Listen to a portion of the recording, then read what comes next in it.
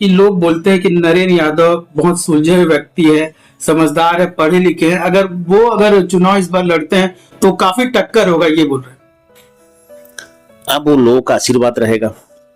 अब उनका जैसे मेरा व्यक्तित्व है वो उनको मालूम है, उसके हिसाब से वो मेरे को खुद प्रेरित किए हैं कि आप स्वयं और आगे और चुनाव लड़ो और हमारा जो समस्या है उसको दूर करो।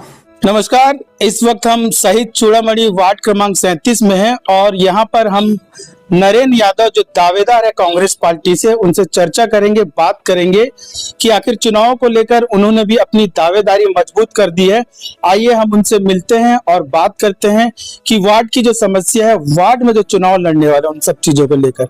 तो तब तक आप हमारे साथ बने रहिए।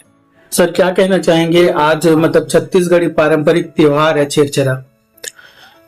मैं छेरछेरा का पूरे वार्ड वासियों को इसके साथ में पूरे छत्तीसगढ़ को बधाई देना चाहूंगा। और मैं नरेंद्र यादव, वार्ड नंबर 37 रायपुर, मैं इस बार कांग्रेस से दावेदारी कर रहा हूं वार्ड के विकास के लिए, पार्षद पद हेतु। मैं विगत कई वर्षों से यहाँ पे देख रहा हूं जो बीजेपी के पार्षद पिछले 10 वर्षों से हैं, उनका जो विकास कार्य यहाँ करना चाहिए था वो नहीं किए हैं। उसको देखते हुए मेरे को ऐसा लगा कि अब मेरे को इसके लिए प्रयास करना पड़ेगा। सर, लगातार देखा जाए कि आप वार्ड में रहकर लोगों की मदद भी करते हैं। कई बार मतलब ये भी सुनने वार्ड में मिला है कि जिस तरह से आपके यहाँ कोई भी आता है वो खाली हाथ नहीं जाता। ये मतलब किस तरह का है कि बीच में देखा गया है वासुदेव पारा में एक व्यक्ति था, उसके पैर में भी चोट लगा था, पैर एक कट गया था, आपने काफी मदद की है। मैं शुरू से ही, आज कम से कम 25-30 साल हो गया है, मेरा यहाँ केबल का व्यवसाय है जिससे मैं लोगों से जुड़ा हुआ हूँ, घरों से जुड़ा हुआ हूँ, प्रत्येक व्यक्ति से जुड़ा हुआ हूँ, जिससे मेरे उनसे अच्छे संबंध हैं। उनको किसी प्रकार का मदद की जरूरत होता है या किसी तकलीफ में होते हैं तो मैं बिल्कुल उनका सहयोग करता हूँ, क्योंकि मेरा घरेलू संबंध है उनसे। लगातार ये भी देखा जा रहा है कि आप मतलब एक सुलझे हुए व्यक्ति है, लगातार काफी चुनाव में आप रणनीति भी तैयार किए हैं और इस बार शहीद चूड़ामणि वार्ड क्रमांक 37 से आप चुनाव लड़ने की तैयारी करें, तो किस तरह से जनता के बीच में आप जाएंगे, बताएंगे जनता? क्योंकि यहाँ सबसे बड़ा विषय ये भी है कि शहीद चूड़ामणि वार्ड में लोग नशे के शिकार ज्यादा हो जाते हैं। सामने जो दारू भट्टी है उससे भी लोग परेशान। और बीजेपी वादा जो की थी, यहाँ के जो पार्षद लोग वादा किए थे कि हम शराब भट्टी हटाएंगे, और वहां पे बीजेपी के तमाम प्रतिनिधि वहां पे आए थे और धरना भी था, लेकिन शराब भट्टी हटा नहीं। देखो, शराब भट्टी जो था ये मेरा भी एक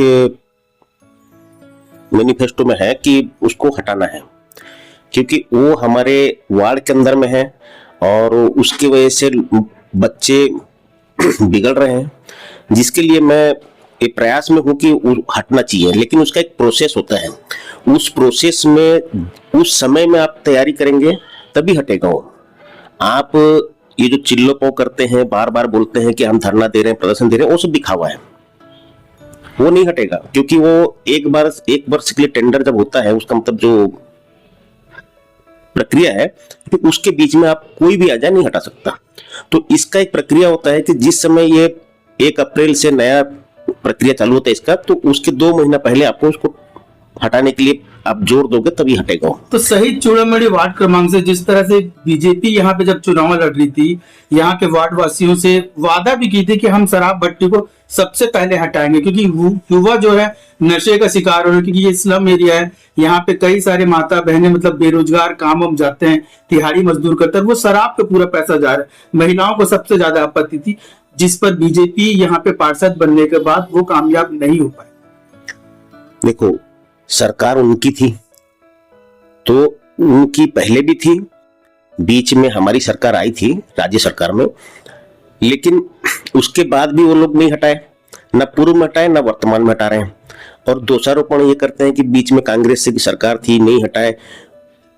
हमारा पार्षद तो नहीं था ना, पार्षद को इस जो तकलीफ होती है, वार्ड की तकलीफ है, वो पार्षद ही आगे बढ़ाता है, तब ऊपर पहुंचता है बात।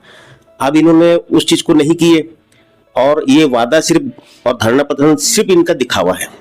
और जिसको हम अगर आते हैं, हमारी अगर यहाँ पार्षद पद के कांग्रेस द्वारा चुनाव चुना जाता है तो हम इसको पूरा प्रयास करेंगे हटाने का। सर एक सवाल और है कि यहाँ पे जो युवा बेरोजगार है उनको भी वार्डों में कई तरह के काम मिलेगा, नौकरियां दिया जाएगा, लेकिन ऐसा कुछ भी बीजेपी तरफ से ये देखने नहीं मिला है। मेरा प्रयास ये रहेगा कि मैं यहाँ पे शासन का बहुत सारी कुटीर उद्योग से लेकर के कहीं भी उनका कार्य जो है वो है, उसका प्रोग्राम बना हुआ है, लेकिन उसको धरातल पे कोई लाता नहीं है। अब मेरा प्रयास ये रहे कि मैं उसको ला करके यहाँ बेरोजगार महिला है, बेरोजगार बच्चे हैं, उनको मैं रोजगार दूंगा। एक सवाल और ये भी है कि लोग बोलते हैं कि नरेंद्र यादव बहुत सुलझे हुए व्यक्ति है, समझदार है, पढ़े लिखे हैं, अगर चुनाव इस बार लड़ते हैं तो काफी टक्कर होगा, ये बोल रहे हैं। अब वो लोगों का आशीर्वाद रहेगा। अब उनका जैसे मेरा व्यक्तित्व है वो उनको मालूम है, उसके हिसाब से वो मेरे को खुद प्रेरित किए हैं कि आप स्वयं और आगे और चुनाव लड़ो और हमारा जो समस्या है उसको दूर करो। धन्यवाद।